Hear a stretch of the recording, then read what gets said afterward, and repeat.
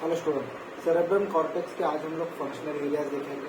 उसमें पहले frontal lobe को डिस्कस करेंगे, जहाँ पे आपको मोटर एरियाज मिलेंगे। दूसरा, पैराइटल लोब में आपको सेंसरी एरियाज मिलते हैं। फिर ऑक्सीपिटल लोब के बारे में, टेम्पोरल लोब में कुछ एरियाज ऐसे होंगे जो इंपॉर्टेंट होंगे, उनको भी डिस्कस करेंगे। तो आज के लेक्चर में स्पेशली फोकस करते हैं हमारे फ्रंटल लोब के ऊपर, कौन से एरियाज यहाँ पे इम्पोर्टेंट है। जैसे हम लोग फ्रंटल लोब में 6 एरियाज डिस्कस करते हैं, उसमें से भी हमारे जो 6 के 6 एरिया है बहुत इंपॉर्टेंट है। बॉडी के जितने भी मूवमेंट्स हम लोग करते हैं, कुछ फंक्शन ऐसे करते हैं जहाँ से आपका बोलना निकल रहा है, तो कुछ एरियाज ऐसे हैं जो आपके फ्रंटल एरिया में बहुत इंपॉर्टेंट है, उसको आज हम लोग डिस्कस करेंगे। तो पहले हमने लास्ट लेक्चर में एक चीज़ पढ़ी थी हमारे लोब्स के बारे में, ठीक है। मतलब हमारा जो सेरेब्रल कॉर्टेक्स था उसको 4 लोब में हमने डिवाइड किया था। 4 लोब में डिवाइड किया था। कौन सा, अगर आपको याद होगा तो ये हमारा सेरेब्रल कॉर्टेक्स है, ठीक है। तो ये सेंट्रल सल्कस है, सेंट्रल सल्कस है। यहाँ पे आपका पैराइटो ऑक्सीपिटल सल्कस है, बराबर। अब ये पैराइटो ऑक्सीपिटल सल्कस अगर यहाँ पे एक इमेजिनरी लाइन बनाएगा, बराबर। ये इमेजिनरी लाइन यहाँ पे पैराइटो ऑक्सीपिटल सल्कस, और ये पूरी कंटिन्यूस वर्टिकल इमेजिनरी लाइन कहाँ तक आएगी, ये आपकी प्री ऑक्सीपिटल नॉच, ठीक है। प्री ऑक्सीपिटल नॉच तक आएगी ये वर्टिकल लाइन। और यहाँ से जो अपना लैटरल सल्कस था, लैटरल सल्कस से एक इमेजिनरी लाइन हॉरिजॉन्टल है, ठीक है। तो ये जो 4 एरियाज यहाँ पे बनेंगे, कौन से फ्रंटल लोब, उसके बाद में ये पैराइटल लोब हुआ, ये ऑक्सीपिटल लोब है, और ये है आपका टेम्पोरल लोब, ठीक है। तो ये 4 लोब हमने डिस्कस किए थे। अब ये कैसे बने, उसके बाद में इसके क्या क्या फीचर्स है, तो ऑलरेडी हम लोग डिस्कस कर चुके हैं। अब यहाँ पे हम लोग जो फ्रंटल एरिया या फिर फ्रंटल लोब है हमारा, उसमें जो 6 एरियाज यहाँ पे इंपॉर्टेंट होते हैं उसको डिस्कस करेंगे। जो हमारे फंक्शनल एरियाज हैं मोस्टली 3 टाइप के आपको दिखेंगे। पहला एक होगा मोटर, दूसरे होंगे हमारे सेंसरी, और तीसरे होते हैं हमारे एसोसिएशन। तो तीनों का फंक्शन थोड़ा अलग अलग होता है। मोटार फंक्शन आपके मोटार मतलब जो एक्शन आप लोग ले रहे हैं उस पर ये फंक्शन करता है। सेंसरी मतलब किसी चीज़ का सेंस अगर कर रहे हो तो जो सेंसरी एरिया होंगे। एसोसिएशन में आपको दोनों चीज़ें मिलेंगी, मोटार और सेंसरी, ठीक है। अब यहाँ पे जो मोटार एरियाज होते हैं वो एक्चुअली मोटार और सेंसरी दोनों मिलके होते हैं, लेकिन इसमें प्रीडोमिनेंट जो होता है वो आपका मोटार होता है। सेम उसी तरह वाइस वर्सा सेंसरी में होता है, सेंसरी और मोटार दोनों होते हैं, लेकिन यहाँ पे जो डोमिनेंस होती है वो सेंसरी होती है, इसलिए इसको सेंसरी एरियाज कहेंगे। एसोसिएशन एरिया में ऑलमोस्ट दोनों फंक्शंस सेम काम करते हैं, ठीक है। तो उसमें से जो आपका फ्रंटल लोब है, तो फ्रंटल लोब में आपको मिलेंगे पूरे हमारे मोटार एरियाज, ठीक है। पैराइटल लोब में आपको मिलेंगे आपके सेंसरी एरिया, ठीक है। और ऑक्सीपिटल लोब में आपका जो विजन है, ठीक है, विजन के एरियाज मिलते हैं, जैसे कि आप, और हमारा लैटरल लोब, उसमें भी आपको विजन इंक्लूडिंग हियरिंग, इन सारे के एरिया जो होंगे हमारे कुछ ऑक्सीपिटल और कुछ टेम्पोरल लोब में आपको मिल जाएंगे, ठीक है, टेम्पोरल लोब। तो आज के लेक्चर में हम सिर्फ फ्रंटल लोब के एरियाज डिस्कस करेंगे, जिसमें 6 एरिया हमको देखने हैं। पहला एरिया हम लोग देखेंगे प्राइमरी मोटर एरिया। दूसरा एरिया होगा हमारा प्री मोटर एरिया, ठीक है, प्री मोटर एरिया। तीसरा एरिया होगा हमारा सप्लीमेंट्री मोटर एरिया, ठीक है। चौथा होगा हमारा फ्रंटल आई फील्ड। फिफ्थ होगा हमारा प्री फ्रंटल कॉर्टेक्स, और सिक्स्थ होगा हमारा ब्रोकाज एरिया या फिर ब्रोकाज स्पीच एरिया, ठीक है। तो ये 6 एरिया आपके फ्रंटल लोब में प्रेजेंट होते हैं। अब इनके 3 चीजें हमें बहुत इंपॉर्टेंट होती है। आपको ये क्वेश्चन वाइवा में भी आपके एग्जामिनर पूछ सकते हैं कि जो एरियाज है वो कौन से हैं हमारे फ्रंटल कॉर्टेक्स में या फिर फ्रंटल लोब में, वो बताओ। दूसरी चीज इसका लोकेशन पूछेंगे, या फिर इसका फंक्शन पूछेंगे, या फिर इसकी एबनॉर्मलिटीज या नॉर्मलिटीज पूछेंगे। मतलब क्या हुआ कि इसका क्लिनिकल पार्ट भी आपको पूछ सकते हैं। तो 3 चीजें हमें डिस्कस करनी है। पहला, इसके लोकेशन क्या है, ठीक है, इसका लोकेशन क्या है। दूसरी चीज डिस्कस करनी है, इसके फंक्शन क्या है, मतलब कुछ एरिया है जहाँ पे आपका कोई स्पेसिफिक फंक्शन होगा, बराबर। तीसरी चीज डिस्कस करेंगे इसका क्लिनिकल पार्ट, मतलब इस एरिया में अगर कोई लीजन होता है, इन्फाक्ट होता है, ब्लीड होता है, तो आपको क्या साइन एंड सिम्टम दिखेंगे, जिसके बेसिस पे आप ये डायग्नोसिस कर सकते हो कि यहाँ पे कोई लीजन हो सकता है, ये एरिया में आपका कुछ मतलब ट्यूमर हो सकता है, या फिर कोई इन्फाक्ट हो सकता है, या फिर और कोई इंजरी हो सकती है, जिसके बेसिस पे आपको क्लिनिकल डायग्नोसिस करें। ठीक है, तो ये तीन चीज़ें बहुत इंपॉर्टेंट है, इसको हम लोग डिस्कस करेंगे। तो एक एक करके हम लोग स्टार्ट करते हैं हमारा फ्रंटल लोब के एरिया से। ठीक है, तो पहला एरिया हमारा प्राइमरी मोटर एरिया, जिसको हम लोग अग्रैनुलर एरिया भी कहते हैं। ठीक है, अब ये अग्रैनुलर कहने के पीछे जो रीजन है ना, यहाँ पे आपको जो सेल्स मिलती है उसको हम लोग कहते हैं पिरामिडल सेल्स। जो पिरामिडल सेल्स होती है ना, वो बहुत ज्यादा क्वांटिटी में आपके ये एरिया में मिलती है। मतलब जो हमारा फ्रंटल कॉर्टेक्स है ना, वो 6 लेयर से बना हुआ होता है। ठीक है, 6 लेयर से बना हुआ होता है। तो जहाँ पे आपका थर्ड लेयर और फिफ्थ लेयर, ये 2 लेयर ऐसे हैं जहाँ पे आपको बहुत सारे पिरामिडल सेल्स मिलेंगे। ठीक है, पिरामिडल सेल्स मिलेंगे जो कि अग्रैनुलर होते हैं। अब हालांकि ऐसा नहीं कि इसमें ग्रैनुलर पार्ट नहीं है, लेकिन वो बहुत माइनर या फिर बहुत कम क्वांटिटी में है, इसीलिए डोमिनेंस यहाँ पे अग्रैनुलर एरियाज की होती है, इसलिए अग्रैनुलर एरिया जिसको कहते हैं। ठीक है, अब पहला क्या देखेंगे हम लोग, उसका लोकेशन कहाँ। जब हम लोग सर्कस डिस्कस कर रहे थे, आपने एक सर्कस देखा था हमारा सेंट्रल सर्कस। ठीक है, सेंट्रल सर्कस, तो सेंट्रल सर्कस कहाँ पे होता है आपका, सेंट्रल सर्कस होता है जो आपके फ्रंटल लोब को पैराइटल लोब से डिवाइड कर रहा है। ठीक है, ये हमारा सेंट्रल सर्कस। ये लैटरल सर्कस है, यहाँ पे आपका पैराइटोऑक्सिपिटल सर्कस है। ठीक है, और यहाँ पे मिडिल साइड पे आपको कैल्काराइन सर्कस। तो ये मेन है आपका सेंट्रल सर्कस, जो कि आपके फ्रंटल लोब को पैराइटल से डिवाइड करता है। अभी जो सेंट्रल सर्कस है, इसके आगे एक सर्कस प्रेजेंट होता है, जिसको हम लोग कहते हैं प्री सेंट्रल सर्कस। ठीक है, येलो लाइन से थोड़ा सा दूर आगे कर देते हैं। यहाँ पे ये जो सर्कस बना, इसको हम लोग कहते हैं प्री सेंट्रल सर्कस। ठीक है, अब नाम से आपको पता चल जाएगा, प्री मतलब इसके पहले वाला, या फिर सेंट्रल, जो सेंट्रल सर्कस है उसके पहले आ रहा है, इसलिए इसको हम लोग प्री सेंट्रल सर्कस कहते हैं। अब इन दोनों के बीच में जो एरिया बनता है, अब हमने एक चीज पढ़ी थी कि एक सल्काय होगा तो एक मतलब एक गायरा होगा और एक सल्काय होगा। ठीक है, तो एक एलिवेशन एक डिप्रेशन, एक एलिवेशन एक डिप्रेशन। तो यहाँ पे क्या हुआ, ये सल्कस है। ठीक है, यहाँ पे डिप्रेशन आया, तो ये बीच वाला एरिया क्या होगा, ये गायरा होगा, बराबर, ये गायरस होगा। और यहाँ पे ये जो आपका बना, ये क्या है, प्री सेंट्रल सर्कस है। तो ये जो गायरस बनता है, इसको हम लोग कहते हैं pre central gyrus. Pre central gyrus. तो आपका जो प्राइमरी मोटर एरिया है, प्राइमरी मोटर एरिया आपका पूरा प्री सेंट्रल गायरस जो है ऑक्युपाई करता है। ठीक है, जो प्री सेंट्रल गायरस है ये पूरा ऑक्युपाई करता है आपका प्राइमरी मोटर एरिया।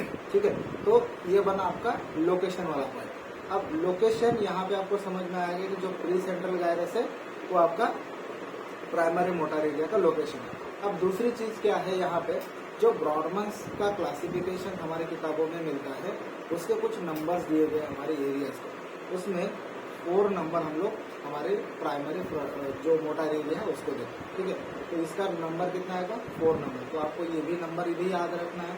तो 4 नंबर का एरिया कहाँ पे मिलेगा आपको, प्री सेंट्रल गायरस। ठीक है, तो ये प्री सेंट्रल गायरस मतलब आपका प्राइमरी मोटर एरिया है, which is also known as agranular area. And Brodmann classifications के अलावा अगर हम लोग जाते हैं तो वो 4 नंबर या फिर 4 नंबर इसको हम लोग। ठीक है, it contains the large amount of the pyramidal cell, जो कि हमने डिस्कस किया है। पिरामिडल सेल्स जो होते हैं ना, वो हमारी ग्रैनुलर कॉर्टेक्स, अग्रैनुलर कॉर्टेक्स के यहाँ पे एक फंक्शनल सेल्स है, जिसमें आपको कुछ स्पेशलाइज्ड सेल्स भी मिलते हैं, जिसको हम लोग बेड सेल कहते हैं। ठीक है, क्या कहते हैं हम लोग इसको, बेड सेल। और जो बेड सेल है ना, ये आपकी प्री सेंट्रल गायरस में, प्री सेंट्रल गायरस वाला जो पार्ट होता है, मतलब अगर आप यहाँ पे जो प्री सेंट्रल गायरस था, ठीक है, प्री सेंट्रल गायरस जो था इसका अगर आप सेक्शन लेते हो, ठीक है, इसका अगर एक सेक्शन लेते हो और हम अंडर माइक्रोस्कोप आप देखते हो तो उसमें आपको पिरामिडल सेल्स भी मिलेंगे और बेड सेल्स भी मिलेंगे। अब बेड सेल्स क्या है, ये भी पिरामिडल सेल्स ही है लेकिन ये जायंट होते हैं, ठीक है, ये जायंट मतलब उसका साइज थोड़ा बड़ा होता है as compared to normal pyramidal cell, इसीलिए इसको हम लोग बेड सेल्स के नाम से जानते हैं। और ये बेड सेल जो है ये क्लिनिकल या क्लासिकल फीचर है हमारी प्री सेंट्रल गायरस का, मतलब आप प्री सेंट्रल गायरस के माइक्रोस्कोपिक एरिया में आप यहाँ पे बेड सेल्स को देख सकते हैं, ठीक है। अब यहाँ से कुछ फाइबर्स का ओरिजिन होता है, जैसे कि हमारे कॉर्टिकोस्पाइनल है और कॉर्टिको न्यूक्लियर फाइबर जो होते हैं वो इसी एरिया से ओरिजिन होते हैं, ठीक है। अब कुछ टर्मिनोलॉजी ऐसी है जो हमारे प्राइमरी मोटर एरिया के बारे में हम लोगों को याद रखनी है। सोमैटोटिपिकल अपसाइड डाउन अरेंजमेंट। अब ये चीज़ क्या होती है, तो यहाँ पे जैसे हमने देखा था कि ये हमारा सेरेब्रल कॉर्टेक्स है, ठीक है, और ये हमारा सेंट्रल सर्कस है, यहाँ पे प्री सेंट्रल सर्कस है और ये आपका प्री सेंट्रल गायरस है, ठीक है। अब जब हम लोग ये प्री सेंट्रल गायरस का या फिर हमारे प्राइमरी मोटर एरिया का अगर आप स्ट्रक्चर देखते हो तो वो होता कैसे बताइए, यहाँ पे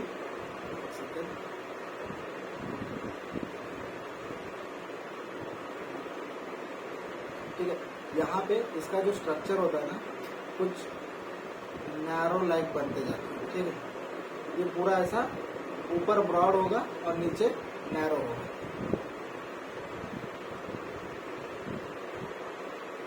ठीक है, कुछ इस तरह से ये एरिया बनता है हमारा प्राइमरी मोटर एरिया, जो ऊपर साइड मतलब अगर आप सुपेरियरली देखोगे तो वो ब्रॉड होगा, जैसे जैसे नीचे जाओगे ये नैरो होता जाएगा। तो ये एरिया होता है हमारा प्री मोटर एरिया, ठीक है, प्राइमरी मोटर एरिया सॉरी, ठीक है। अब इसका जो अरेंजमेंट है ना वो क्या कहा गया, सोमैटोटिपिकल अपसाइड डाउन अरेंजमेंट। अब इसका एक मतलब ऐसा होता है कि जो आपके बॉडी में मतलब फंक्शंस हम लोग करते हैं, जैसे कि हैंड मूवमेंट होती है, लिप्स की मूवमेंट होती है, तो जो टंग का काम हो रहा है या फिर हमारे फिंगर्स का काम होता है, तो पूरे कॉम्प्लेक्स मोटर फंक्शंस है, मतलब इसको आप एक्टिवली या फिर वॉलंटरली कर रहे हो उसमें बहुत ज़्यादा कॉम्प्लेक्सिटी होती है, ठीक है। जबकि अगर हम लोग ये हैंड मूवमेंट करते हैं फिर हमारे फिंगर्स के मूवमेंट होते हैं, उससे कुछ कोरस मूवमेंट हमारी पीछे वाली एरिया मतलब फोर आर्म हुआ, आर्म हुआ, इसमें कुछ स्पेशलाइज्ड मसल है, सिर्फ उतना ही काम होता है। लेकिन ये जो हमारे 5 फिंगर्स है उसमें भी हमारा थंब और हमारा इंडेक्स फिंगर ये बहुत ज़्यादा कॉम्प्लेक्स काम करने का काम आता है। इसीलिए जो एरियाज होते हैं ना वो हमारे प्राइमरी मोटर एरिया में प्रेजेंट होते हैं, ठीक है। तो जो हमारे एरियाज प्रेजेंट होते हैं उसका अरेंजमेंट जो है ना वो अपसाइड डाउन होता है, मतलब आपका जो सर वाला मतलब हेड वाला जो पार्ट होगा वहाँ पे नीचे में आपको मिलेगा, ठीक है, यहाँ पे नीचे मतलब जो भी आपके हेड एंड नेक वाला जो पार्ट होगा वो यहाँ पे प्राइमरी मोटर एरिया का नीचे वाला मतलब इंफीरियर वाला पार्ट है। अब आप जैसे जैसे ऊपर जाओगे ये आपका मान लो कि हमारा ये हिप एरिया आएगा, यहाँ पे जाओगे आप एब्डोमेन आएगा, यहाँ पे और ऊपर जाओगे आपका जो शोल्डर जॉइंट है वो आएगा, और यहाँ पे आपका सॉरी अपसाइड डाउन है सॉरी, ठीक है, यहाँ पे आपका ओरल कैविटी आएगा, ठीक है। उसके बाद में फिर हमारा शोल्डर आएगा, फिर यहाँ पे आपका एब्डोमेन का एरिया आएगा, फिर नीचे जाओगे फिर ये हमारा सॉरी ऊपर जाओगे फिर हमारा थाई का रीजन, हिप रीजन आएगा, जैसे जैसे ऊपर जाओगे आपके लेग्स का रीजन यहाँ पे आएगा, ठीक है। तो ये पूरा जो स्ट्रक्चर बनता है ये अपसाइड डाउन बनता है, मतलब आपका हेड नीचे होगा और पैर की जो एरिया होगी वो ऊपर आएगा, ठीक है। अब इसका जो मतलब होता है वो एक वर्ड से समझाते हैं हम लोग, जिसको हम लोग होमनक्यूलस कहते हैं। अब ये होमनक्यूलस क्या है, जो हमने अभी स्ट्रक्चर देखा इसी को हम लोग होमनक्यूलस कहते हैं, जिसका मतलब होता है लिटिल पर्सन, ठीक है, लिटिल पर्सन मतलब आपके दिमाग में आपके ब्रेन में एक ऐसा एरिया है जहाँ पे पूरे बॉडी के जो फंक्शंस है उसका एक उल्टा प्रेजेंटेशन होता है, जिसको हम लोग होमनक्यूलस कहते हैं, ठीक है। Homunculus which includes a disproportion of area according to the complexity of motor function. अब इसका मतलब क्या है कि जैसे हमने वो एरिया देखा था कि यहाँ से नीचे से नैरो है ऊपर में ब्रॉड है, ठीक है। अब इसका जो कॉम्प्लेक्सिटी है या फिर मतलब हमारे जो भी स्ट्रक्चर होते हैं उसका जो एक बॉडी का फंक्शन होता है उसके अकॉर्डिंग इसकी साइज होती है। मतलब जैसे कि अभी ये स्पीच वाला एरिया, ठीक है, या फिर हमारे टंग का एरिया, तो टंग का एरिया ज़्यादा बड़ा होगा as compared to other area. क्योंकि यहाँ पे जो स्पेस ऑक्यूपाई की गई है वो कॉम्प्लेक्स फंक्शंस के लिए है, और यहाँ पे जो कॉम्प्लेक्स फंक्शन होते हैं वहाँ पे वो एरिया ज़्यादा ऑक्यूपाई करते हैं। जैसे कि हमारे हैंड मूवमेंट है, हमारे लिप्स की मूवमेंट होती है, हमारे टंग की मूवमेंट होती है, वो कुछ कॉम्प्लेक्स काम करते हैं, कॉम्प्लेक्स मोटर फंक्शन होते हैं, इसीलिए यहाँ पे डिसप्रपोर्शन होता है। मतलब आपके बॉडी का अगर लार्ज पार्ट होगा लेकिन उसका अगर फंक्शन नॉर्मल है, मतलब कॉम्प्लेक्स नहीं है, तो वो आपके जो प्राइमरी मोटर एरिया है उसमें बहुत ही छोटा स्पेस ऑक्यूपाई करेगा। लेकिन अगर आपका बॉडी का सरफेस एरिया या फिर बॉडी का ऐसा पार्ट जिसका सरफेस ज़्यादा है या इसका एरिया ज़्यादा है आपको प्रेजेंटेशन में, लेकिन वो अगर आपका कॉम्प्लेक्स काम नहीं कर रहा है तो वो छोटा दिखेगा। लेकिन बॉडी का पार्ट अगर बहुत छोटा भी है, मतलब जैसे कि टंग है बहुत छोटा पार्ट है, लेकिन इसके फंक्शंस या फिर इसका कॉम्प्लेक्सिटी ऑफ वर्क जो है वो ज़्यादा है, इसीलिए यहाँ पे जो एरिया बनता है उसका वो ज़्यादा बनता है या फिर ज़्यादा एरिया यहाँ पे ऑक्यूपाई होता है। तो ये डिसप्रपोर्शनेट होता है हमारी होमनक्यूलस पर्सन में या फिर होमनक्यूलस एरिया में, ठीक है। तो ये प्राइमरी मोटर एरिया का यहाँ पे एक मेन फंक्शन होता है। अब इसके जो मेन फंक्शंस है ना वो दो है एक्चुअली। जो एग्जीक्यूशन ऑफ मोटर वर्क, जैसे कि हमने देखा कि कोई भी कॉम्प्लेक्स वर्क होता है वो यहाँ से एग्जीक्यूट होता है। दूसरा होता है centre of defecation and micturition. अब यहाँ पे जो प्राइमरी मोटर एरिया है, प्राइमरी मोटर एरिया का जब आप मीडियल पार्ट देखोगे, वो आपका मीडियल पार्ट जो होता है ना उसमें एक पार्ट होता है जिसको हम लोग पैरा सेंट्रल लोब्यूल कहते हैं, ठीक है। मीडियल पार्ट पे जाओगे तो उसमें आपको पैरा सेंट्रल लोब्यूल दिखेगा।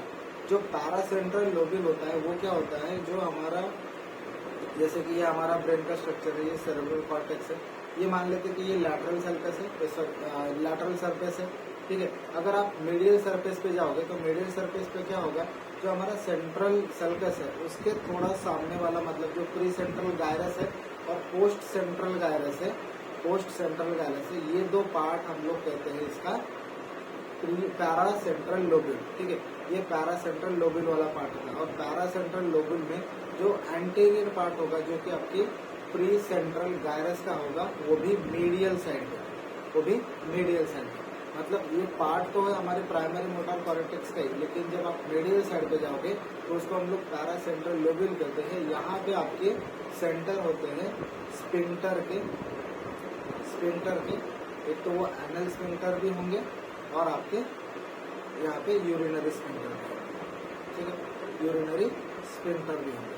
तो जो हमारा मिक्चुरेशन और डेफिकेशन, ये दोनों को कंट्रोल करने का सेंटर कहाँ पे होगा, आपके प्री पैरा सेंट्रल लोब्यूल में, और वो भी कौन सा एरिया, आपका प्राइमरी मोटर एरिया, ठीक है। तो ये दो पार्ट यहाँ पे इसके फंक्शंस में इंक्लूड है, ठीक है। जो डायग्राम है यहाँ पे अगर देखोगे, ये है हमारा सेंट्रल सर्कस, ठीक है, ये सेंट्रल सर्कस है।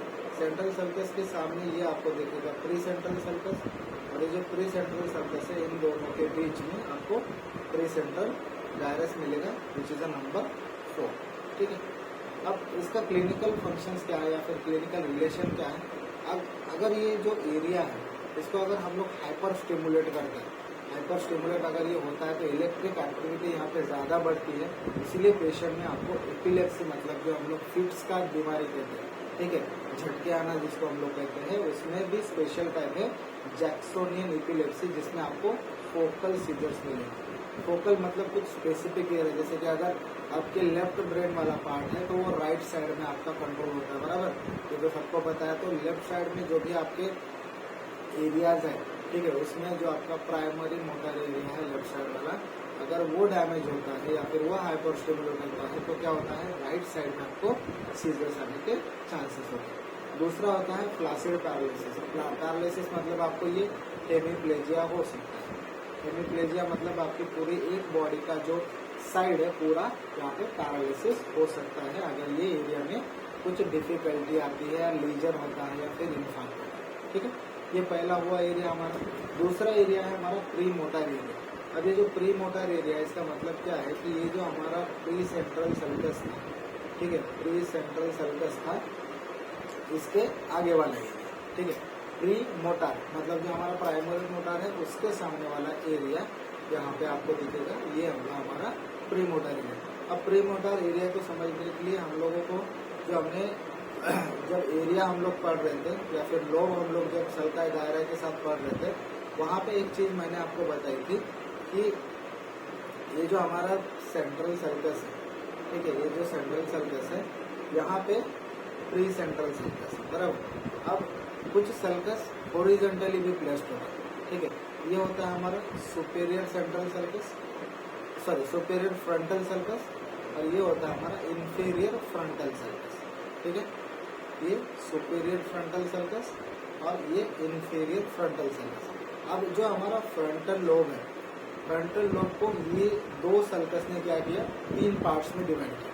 कौन सा? ये हो गया हमारा सुपेरियर फ्रंटल गायरस, ये हो गया हमारा मिडल फ्रंटल गायरस, ये हो गया हमारा इंफीरियर फ्रंटल गायरस, ठीक है। तो इन 3 पार्ट्स में हमारे 2 सर्कस ने इसको फ्रंटल लोब को डिवाइड किया। कौन सा? ये कौन सा सर्कस है? ये है हमारा सुपेरियर फ्रंटल सर्कस, ये हमारा इंफीरियर फ्रंटल सर्कस। इसकी वजह से 3 एरिया में डिवाइड हुआ, superior frontal gyrus, middle frontal gyrus और इंफीरियर फ्रंटल गायरस। तो होता क्या है कि जो हमारा प्री मोटार एरिया है, यहाँ पे इसका जो पोस्टीरियर वाला पार्ट है, जो हमारा प्री फ्रंटल गायरस, सॉरी जो हमारा फ्रंटल लोब का यहाँ पे 3 पार्ट्स में डिवाइडेशन किया, उसका पोस्टीरियर पार्ट जो होता है ना, ये होता है हमारा pre motor area. Pre motor area यहाँ पे ये पूरा प्री मोटार एरिया होता है, ठीक है। तो जो हमारा सुपेरियर फ्रंटल सर्कस है, गायरस है, मिडल फ्रंटल गायरस है और इंफीरियर फ्रंटल गायरस, इन तीनों का जो पोस्टीरियर पार्ट होता है वहाँ पर आपका प्री मोटार एरिया प्रेजेंट है, ठीक है। तो posterior part of superior, middle and inferior frontal gyrus इसका लोकेशन है। फंक्शंस की जब बात करते हैं तो यहाँ पे जो प्राइमरी मोटार एरिया में जिस फंक्शन पे एग्जीक्यूशन होना है, जिस फंक्शन पे या फिर जिस मोटार फंक्शन पे एग्जीक्यूशन होना है, उसका प्लानिंग एंड प्रोग्रामिंग, ठीक है, उसका प्लानिंग और प्रोग्रामिंग यहाँ पे ये हमारे pre motor complex, pre motor cortex में होता है, ठीक है। ये हमारा प्री मोटार एरिया हुआ। अब जब यहाँ पे प्री मोटार एरिया की बात होती है तो आपको उसके साथ में सप्लीमेंट्री मोटार एरिया भी पता होना चाहिए। जब आप मीडियल साइड ऑफ ब्रेन देखोगे, मतलब medial side of the cerebral cortex देखोगे, तो आपको एक सी शेप आपका एक स्ट्रक्चर होता है जिसको हम लोग कॉर्पस कैलोजम कहते हैं, बराबर। तो कॉर्पस कैलोजम के जस्ट ऊपर आपका ये सेंट्रल सर्कस पहुंचता है, ठीक है, सेंट्रल सर्कस पहुंचता है।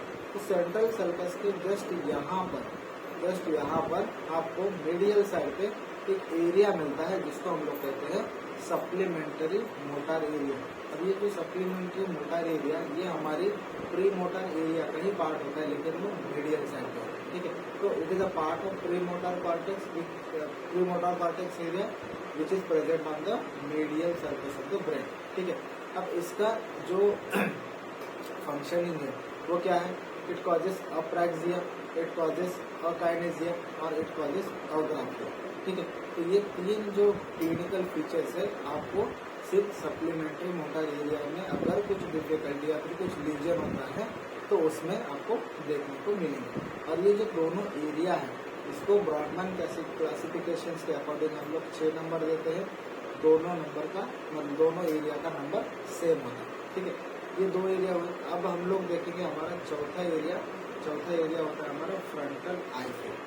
जैसा हमारा फ्रंटल आई फिल जिसको हम लोग नंबर देते हैं ब्रॉडमैन क्लासिफिकेशन के अकॉर्डिंग 8 नंबर, ठीक है। इसका लोकेशन कहाँ पे है? इसका लोकेशन मिडल फ्रंटल गायरस। अब जो हमने अभी डायग्राम बनाई थी जहाँ पे आपने 3 एरिया में अपना फ्रंटल लोब को डिवाइड किया, ठीक है। 3 एरिया में आपको फ्रंटल लोब में डिवाइड किया था। ये हमारा सुपेरियर फ्रंटल गायरस था, ये मिडल फ्रंटल गायरस और ये इंफीरियर फ्रंटल गायरस, ठीक है। तो यहाँ पे आपका ये प्री मोटार एरिया था, ठीक है, ये प्री मोटार एरिया। अब जो प्री मोटार एरिया के सामने वाला मिडल फ्रंटल गायरस वाला ये जो एरिया होता है, ये जो इसको हम लोग कहते हैं फ्रंटल आई फील्ड। ठीक है, क्या कहते हैं हम लोग इसको? फ्रंटल आई फील्ड। इसका फंक्शन क्या होता है? Conjugate eye movement. ठीक है, इसका फंक्शन होता है कंजुगेट आई मूवमेंट को कराना। अभी ये कंजुगेट आई मूवमेंट क्या होता है उसको समझ लेते हैं। जैसे मान लेते हैं कि हमारा जो विजन है या फिर आपकी देखने की जो शक्ति है उसको दो पार्ट्स में हम लोग डिवाइड करते हैं। एक रैपिड विजन होता है और एक होता है स्लो विजन। ठीक है, तो जो स्लो विजन होता है वो आपके ऑक्सीपिटल लोब से कंट्रोल होता है, बराबर, ये ऑक्सीपिटल लोब से कंट्रोल होता है। लेकिन जो रैपिड विजन होता है ना, जो रैपिड विजन होता है वो आपका कंट्रोल करता है आपका फ्रंटल आई फील्ड। अब ये जो रैपिड विजन है इसमें भी आपको मतलब दो पार्ट्स मिलते हैं। दो पार्ट्स कौन से? एक तो विजुअल वाला और दूसरा होता है वर्बल वाला। अब इसका मतलब समझ लेते हैं। मान लेते हैं कि आपको किसी ने बोला कि राइट साइड में देखो, तो आपने राइट साइड में देख लिया। अगर आपको किसी ने बोला लेफ्ट साइड में देखो, तो आपने लेफ्ट साइड में देखो। अब होता क्या है, ये क्या हुआ, ये आपकी वर्बल कमांड फॉलो करना होता है। ठीक है, दूसरा है विजुअल। मान लेते हैं कि आपके सामने से कोई ऐसी चीज़ जा रही है जिसको आपको देखने का मन कर रहा है। ठीक है, कोई भी चीज़ हो सकती है, वो क्या करोगे आप? तो उसको आप देखोगे। ठीक है, सेम देखोगे। फिर अगर राइट साइड में जा रहे हो तो राइट साइड में देखोगे। तो ये क्या बात हुई हुआ आपका ये विजुअल बात है। मतलब आपके ब्रेन को कुछ सिग्नल विजन से गए और कुछ सिग्नल आपके वर्बल कमांड से गए। ठीक है, तो यहाँ पे जो आपका वर्बल कमांड होता है, ठीक है, जो आपका वर्बल कमांड होता है उसको हम लोग कहते हैं कॉन्जुगेट आई मूवमेंट। ठीक है, कॉन्जुगेट आई मूवमेंट जो आपका वर्बल कमांड होता है। अब जब यहाँ पे जो हमारा फ्रंटल आई फील्ड है, मान लेते हैं कि आपका ये क्या काम कर रहा है, ये आपकी रैपिड आई मूवमेंट को कंट्रोल कर रहा है। लेकिन कौन से फंक्शन को या फिर कौन सी कमांड को? सिर्फ वर्बल कमांड को। विजुअल कमांड को यहाँ पे आपका कंट्रोल नहीं है। ठीक है, ध्यान में रखना, क्योंकि फ्रंटल आई फील्ड ये आपके फ्रंटल लोब में है। ऑक्सीपिटल लोब से आपका विजन कवर हो रहा है या फिर विजन कंट्रोल हो रहा है। उसमें जो विजुअल पाथवे है, विजुअल पाथवे वो ऑलमोस्ट आपके ऑक्सीपिटल एरिया से कंट्रोल होता है। लेकिन जो आपकी आई मूवमेंट हो रही है, अगर वो वर्बल कमांड से हो रही है तो फ्रंटल एरिया से हो रही है, बराबर। अब मान लेते हैं कि ये जो फ्रंटल आई फील्ड वाला एरिया है आपका, उसमें कोई लीजन होता है, तो आपको क्या होगा, तो आपकी जो वर्बल कमांड की जो कैपेसिटी है वो आप नहीं कर पाओगे। मतलब क्या होगा कि अगर आपके सामने से कोई चीज़ जा रही है तो आप देखोगे उसको, लेकिन अगर आपको किसी ने बोला कि राइट साइड में देखो या फिर लेफ्ट साइड में देखो, आप या फिर और कुछ कमांड दिया कि मेरे उंगली की तरफ देखो, मेरे चेहरे की तरफ देखो, जो भी कमांड रहेगा, अगर आपकी वर्बल कमांड है तो वो सामने वाला क्वेश्चन फॉलो नहीं करेगा। ठीक है, क्योंकि यहाँ पे आपका जो एरिया है, जो फ्रंटल आई फील्ड वाला एरिया है, वहाँ पे लीजन हुआ है, इन्फाक्ट हुआ है, मतलब उसका ब्लड सप्लाई कम हुआ है, कुछ भी हो सकती है पता नहीं। ठीक है, तो इसीलिए जब क्लिनिकल पार्ट देखते हैं तो conjugate deviation of the I toward the side of legion, मतलब आपके आई साइड भी यहाँ पे अगर लीजन है तो उस साइड पे भी डेविएट हो सकती है, और दूसरा आपका जो वर्बल कमांड वाला पार्ट है वो भी डिमिनिश हो सकता है। तो ये फ्रंटल आई फील्ड वाला है। अब देखते हैं हमारा प्री फ्रंटल कॉर्टेक्स। ठीक है, तो फ्रंटल आई फील्ड वाला हमने एरिया देखा हमारा 8 नंबर का। अब हमारा 5वां एरिया आता है pre frontal cortex. Pre frontal cortex ये नंबर देते हैं हम लोग इसको 9, 10, 11 एंड 12। ठीक है, ये 4 नंबर आपके प्री फ्रंटल कॉर्टेक्स को जाते हैं। तो प्री फ्रंटल कॉर्टेक्स कौन सा एरिया हुआ आपका? प्री फ्रंटल कॉर्टेक्स कौन सा एरिया हुआ आपका? ये हमारा सेरेब्रल हेमिस्फीयर। ठीक है, ये हमारा सेंट्रल सर्कस था, ये प्री सेंट्रल सर्कस है, और इन प्री सेंट्रल सर्कस को यहाँ पे 2 सामने सर्कस मिलते हैं, superior frontal circus, inferior frontal circus. तो इन तीनों में, ये दोनों सर्कस में 3 पार्ट्स में डिवाइड किया। यहाँ पे superior frontal gyrus, middle frontal gyrus, और यहाँ पे इंफीरियर फ्रंटल गायरस। ठीक है, और ये एरिया में, ये फ्रंटल एरिया में आपको और क्या मिला? यहाँ पे प्री मोटार एरिया। ठीक है, ये प्री मोटार एरिया। अब यहाँ पे आपको मिला हमारा फ्रंटल आई फील्ड। अब आप नीचे अगर जाओगे, आप इंफीरियर फ्रंटल गायरस में यहाँ पे अगर जाओगे, यहाँ पे आपका ब्रोकाज एरिया होता है, जिसके बारे में हम लोग डिस्कस करेंगे। यहाँ पे आपका ब्रोकाज एरिया होगा। अब इतना जो पार्ट बचता है हमारे सुपीरियर फ्रंटल गायरस का, ये सामने वाला मिडल फ्रंटल गायरस का, और ये यहाँ पे इंफीरियर फ्रंटल गायरस का। ये जो एरिया पूरा यहाँ पे बचा है इसको हम लोग कहते हैं प्री फ्रंटल कॉर्टेक्स। ठीक है, ये होता है आपका प्री फ्रंटल कॉर्टेक्स वाला एरिया। ठीक है, जिसको नंबर देते हैं हम लोग 9 to 12, मतलब 9, 10, 11 और 12, ये 4 मतलब इसके आते हैं। अब यहाँ पे एक चीज़ आपको ध्यान में रखनी है, इसका जो फंक्शन होता है वो 2 पार्ट्स में डिवाइडेड है। ठीक है, 2 पार्ट्स में डिवाइडेड है। एक होता है हमारा वर्किंग मेमोरी और जजमेंट वाला फंक्शन, जो कि आपका ये जो सामने वाला फ्रंटल कॉर्टेक्स है, ये जो सामने वाला फ्रंटल कॉर्टेक्स है जिसको हम लोग डॉर्सो फ्रंटल कॉर्टेक्स कहते हैं। ठीक है, डॉर्सो फ्रंटल मतलब अगर आप सुपेरो लैटरल सरफेस की बात करते हैं तो उसको हम लोग डॉर्सो फ्रंटल कहेंगे, जो आपको बाहर से दिखेगा। लेकिन अगर आप इंफीरियर सरफेस देखोगे इसका, तो इसको हम लोग कहते हैं ऑर्बिटो फ्रंटल। जो हमने इंफीरियर सरफेस देखा था लास्ट में, तो इंफीरियर सरफेस के 2 पार्ट्स हमने देखे थे। एक हमारा जो सामने वाला पार्ट था ऑर्बिटल पार्ट, बराबर। ठीक है, तो सामने वाला जो ऑर्बिटल पार्ट होता है उस पर हम लोग ऑर्बिटो फ्रंटल एरिया देखते हैं। जो ऑर्बिटो फ्रंटल वाला मतलब यहाँ पे अगर देखोगे ये जो नीचे वाला रीजन होगा ये आपका ऑर्बिटो फ्रंटल वाला होगा, बराबर। क्योंकि इंफीरियर के पार्ट कौन से थे, एक ऑर्बिटल था और दूसरा टेंटोरियल पार्ट। तो जो ऑर्बिटल एरिया यहाँ पे बन रहा है इसको हम लोग ऑर्बिटो फ्रंटल कहते हैं। यहाँ पे आपका एक सेंटर होता है जिस यहाँ से आपके इमोशंस कंट्रोल होता है। ठीक है, आपके इमोशंस कंट्रोल होते हैं या फिर इमोशनल बिहेवियर जो होता है वो कंट्रोल होता है। और जो सामने वाला या फिर डॉर्सो फ्रंटल वाला पार्ट होता है उससे क्या होता है, आपकी वर्किंग मेमोरी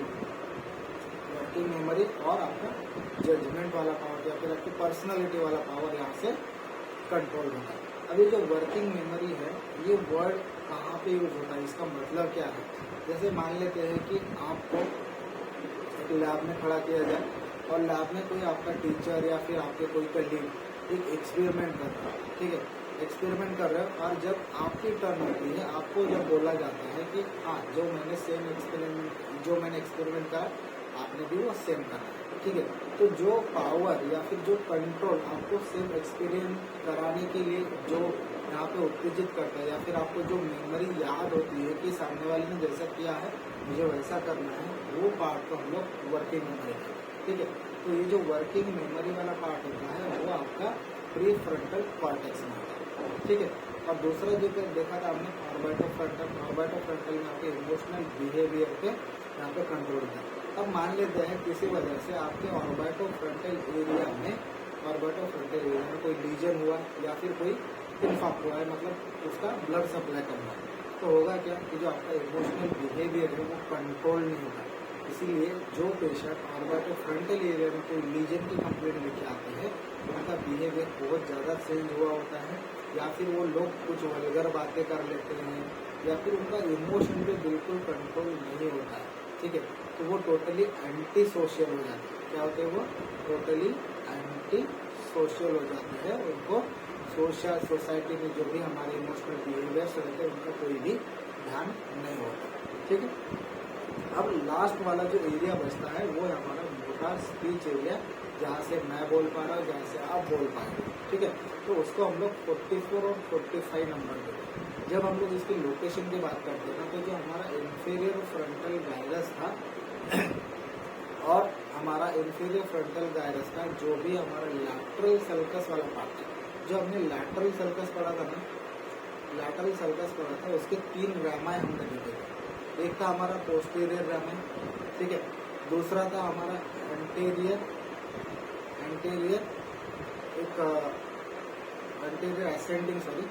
एंटीरियर असेंडिंग और दूसरा था एंटीरियर हॉरिजॉन्टल। ठीक है, हॉरिजॉन्टल। ये 3 रामाएं हमने देखे थे। अब ये जो 3 रामाएं में से 2 रामाएं जो है एंटीरियर असेंडिंग और एंटीरियर हॉरिजॉन्टल, ये जो 2 रामाएं थे आपके जो इंफीरियर फ्रंटल गायरस को 3 पार्ट्स में डिवाइड कर रहे थे। ठीक है, यहाँ पे जो इंफीरियर फ्रंटल गायरस है इसको 3 पार्ट्स में डिवाइड कर रहे थे। जो पहला पार्ट था पार्स ओपर्कुलरिस, ठीक है, पार्स ओपर्कुलरिस। दूसरा पार्ट जो था इसका नाम दिया था हमने पार्स ट्रायंगुलरिस। ठीक है, ये पहला पार्स ओपर्कुलरिस, ये दूसरा पार्स ट्रायंगुलरिस, और ये तीसरा था पार्स ऑर्बिटैलिस, पार्स ऑर्बिटैलिस क्योंकि ऑर्बिटल सरफेस के पास है, ठीक है, ऑर्बिटैलिस। ये 3 नाम हमने पहले भी पढ़े थे। जो आपका इंफीरियर फ्रंटल गायरस है उसको जो हमारे लैटरल सर्कस के रामा है वो 3 पार्ट्स में डिवाइड करते हैं, पार्स ओपर्कुलरिस, दूसरा पार्स ट्रांगुलरिस, तीसरा पार्स ऑर्बिटैलिस। तो यहाँ पे जो पार्स ओपर्कुलरिस है और पार्स ट्रांगुलरिस है, ये जो एरिया है, ये जो एरिया है पूरा, यहाँ पे होता है आपका ब्रोकाज एरिया, ठीक है, यहाँ पे होता है आपका ब्रोकाज एरिया जिसको हम लोग मोटार स्पीच एरिया भी कहते हैं, ठीक है। तो आपको लोकेशन समझ में आया, पार्स ओपर्कुलरिस और पार्स ट्रांगुलरिस। अगर इसका फंक्शन देखोगे तो इसके नाम में फंक्शन आपको मिल जाएगा, मोटार स्पीच फंक्शन, ठीक है। तो स्पीच वाला जो भी फंक्शन है आपका, एक तो इसके साथ में वर्निक्स एरिया भी होता है, जो हम लोग वर्निक्स एरिया जो हम लोग सेंसरी एरिया में पढ़ेंगे, ठीक है। वर्निक्स एरिया और मोटर स्पीच एरिया दोनों कोलैबोरेशन में काम करते हैं, इसलिए हम लोगों को सेंसरी एरिया में हम लोग डिटेल में पढ़ेंगे। अब यहाँ पे क्लिनिकली अगर देखेंगे तो क्लिनिकली आपको जब मोटर एरिया में अगर कोई जो मोटर स्पीच एरिया है वहाँ पे कोई लीजन होता है, कोई इन्फाक्ट होता है या फिर ब्लीड होता है, तो आपको पेशेंट में अफेजिया मिलेगा। अफेजिया मतलब क्या होता है कि आपके पेशेंट की बोलने की जो क्षमता है वो आपको एब्सेंट मिलेगी, ठीक है। तो ये कुछ एरियाज है जो आपको फ्रंटल कॉर्टेक्स में याद रखने या फिर फ्रंटल लोब में याद रखने, ठीक है। तो यहाँ पे जो डायग्राम दिया है, एक्चुअली डायग्राम को हमने थोड़ा सा इग्नोर इसलिए किया था क्योंकि हम लोग जितना हो सके हम लोग एरिया हम खुद बनाएंगे या फिर डायग्राम खुद बनाएंगे तो आपको एरिया पूरी तरह से याद रह सकते हैं, इसीलिए डायग्राम पे ज़्यादा फोकस नहीं किया था मैंने। तो ये आपका ये सेंट्रल सर्कस है, ये आपका प्री सेंट्रल सर्कस। इन दोनों के बीच में जो एरिया प्रेजेंट था वो क्या था हमारा, यहाँ पे प्री सेंट्रल गायरस है, प्री सेंट्रल गायरस, और प्री सेंट्रल गायरस में आपको मिलता है प्राइमरी मोटार एरिया, ठीक है। यहाँ पे 3 पार्ट्स में हमने डिवाइड किया था, सामने वाला पार्ट जो, ठीक है, ये हमारा सुपेरियर फ्रंटल सर्कस है, इंफीरियर फ्रंटल सर्कस है, ठीक है। और यहाँ पे ये आपका सुपेरियर फ्रंटल गायरस है, मिडल फ्रंटल गायरस है, और ये इंफीरियर फ्रंटल गायरस है। इन दोनों के लैटरल साइड पे, तीनों के पोस्टीरियर साइड पे, ये पोस्टीरियर साइड पे आपको मिलेगा प्री मोटार एरिया, ठीक है। ये आपका pre motor area, pre motor area के जस्ट मिडल वाले पार्ट में मतलब मिडल फ्रंटल गायरस पे आपको मिलता है सप्लीमेंट्री फ्रंटल आई फिन। ये फ्रंटल आई फिन है। जो प्री मोटार एरिया का आपको पोस्टीरियर पार्ट या फिर मीडियल पार्ट दिखता है उसको हम लोग कहते हैं सप्लीमेंट्री मोटार एरिया, ठीक है। सप्लीमेंट्री मोटार एरिया जहाँ पे आपके बहुत सारे फंक्शंस यहाँ पे इंक्लूडेड होते हैं, ठीक है। और यहाँ पे मोस्टली जो सप्लीमेंट्री एरिया है जो स्किल वर्क होता है ना आपका, जैसे कि ये राइटिंग है, ठीक है, राइटिंग करना या फिर आपके स्पीच वाला जो हमारा टंग का पार्ट कॉम्प्लेक्स फंक्शन वाला पार्ट है वो करना, ठीक है। तो वो पार्ट जो है वो आपका सप्लीमेंट्री एरिया है। फ्रंटल आई फिन का समझा हमने, कंजुगेट आई मूवमेंट जहाँ से होती है आपकी, ठीक है। ये जो हमारा प्री फ्रंटल कॉर्टेक्स है, प्री फ्रंटल कॉर्टेक्स को समझा था, उसमें आपको 2 एरिया मिलेंगे। एक तो जो प्री फ्रंटल कॉर्टेक्स आपका, ठीक है, प्री फ्रंटल कॉर्टेक्स जो है आपका 2 पार्ट्स में डिवाइडेड होता है, ठीक है। कौन से 2 पार्ट्स हमने देखे थे यहाँ पे, एक था हमारा डॉर्सो फ्रंटल, ठीक है, एक था हमारा डॉर्सो फ्रंटल और दूसरा था हमारा ऑर्बिटो फ्रंटल, ठीक है। तो वर्किंग मेमोरी वाला पार्ट आपका ये सामने वाला पार्ट बनेगा, ठीक है। वर्किंग मेमोरी वाला यहाँ पे आपका ये पूरा सामने वाला पार्ट वर्किंग मेमोरी वाला है, ठीक है। सॉरी, ये जो पार्ट है ये वर्किंग मेमोरी, और यहाँ पे जो नीचे वाला पार्ट होता है वो होता है आपका इमोशनल बिहेवियर वाला, ठीक। ये 5th एरिया था। और 6th एरिया था आपका ब्रोकाज एरिया। ब्रोकाज एरिया में आपको 2 पार्ट्स मिलते हैं या फिर 2 एरिया जहाँ पे आपका ब्रोकाज एरिया इंक्लूडेड है, एक तो पार्स ओपर्कुलरिस और पार्स ट्रांगुलरिस, ठीक है। ब्रोकाज एरिया का मेन फंक्शन है स्पीच का। तो यहाँ पे फ्रंटल एरिया के या फिर फ्रंटल लोब के मोटार एरियाज खत्म होते हैं, सेंसरी एरिया को हम लोग आगे के लेक्चर में डिस्कस करेंगे।